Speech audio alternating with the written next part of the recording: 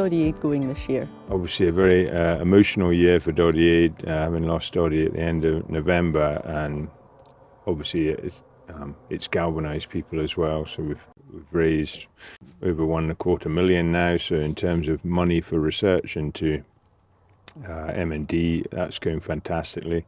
And we were so lucky that Doddie gave a lot of support to RSABI through the years. What was it about him that so inspired you? He was just a good mate, and then this awful thing happened to him, and he coped with his diagnosis and turned it around and turned it into something very positive.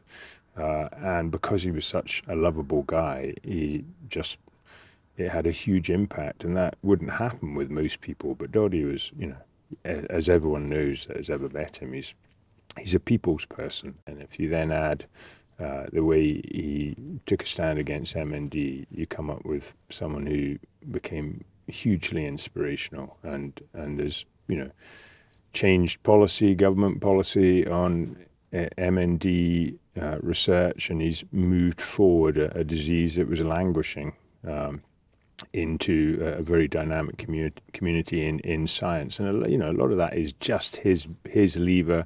Obviously Rob Burrows as well, and others, but Doddie was the big lever that really got it going over the last 5 years. Doddie has managed to harness the rugby family, and one doesn't think of it in sort of woolly terms like that through most of your career, and then when one of its members hits adversity, it's amazing.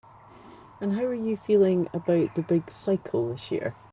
It seems like a crazy challenge, and I'm 555 miles in 55 hours, but that's an average of 10 miles an hour, which is very doable. The plan is that we cycle down the final bit down from the West End down through Haymarket and down Westercoats on the main approach to Murrayfield into Roseburn. So I think we'll get a huge welcome there from the Scottish fans as they're heading to the game.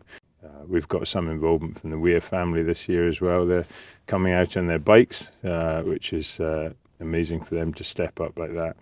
And we look forward to seeing them on the road. Both you and Doddie were very involved in farming. How close is the farming community?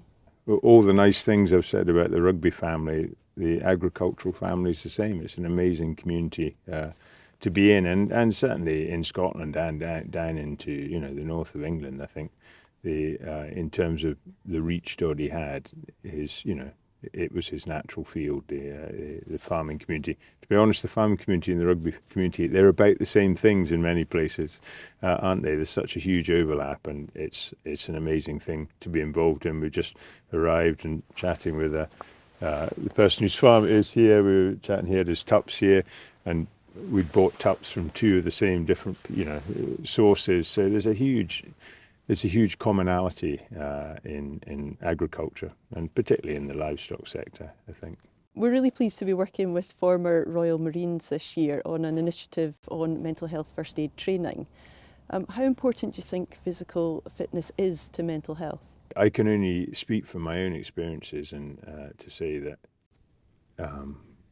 it's the release of endorphins on a chemical level. The release of endorphins from exercise is something that you can become slightly addicted to, and I certainly find on my bike I'm probably doing longer rides on my bike than I probably should be, just because I get a huge hit from it, and one can't underplay that. But also as one gets older, one realises that old people are grumpy usually for one reason, and that's because they're sore. And exercise is a great way to stave off. And I was only need to look for other inspiration at my own mother, who was running marathons until she was in her mid-70s. And just getting outside. Look, who wouldn't? I can tell you where I farm, it's not been like this for for the last few months of winter. But being out on a morning like this, and for farmers, the natural world is just a background to us, but for many people, getting outside and seeing the wee robin that's bobbing on the fence over there, and seeing what's, the wildlife that's out there. All these things have been proven to really help with feelings of well-being, which is obviously the background for mental health, isn't it? So our very, very best wishes to you and everyone involved in Doddie this year, and particularly with that big cycle. You're going to have an amazing, exciting few weeks ahead of you, and then it'll be back to call.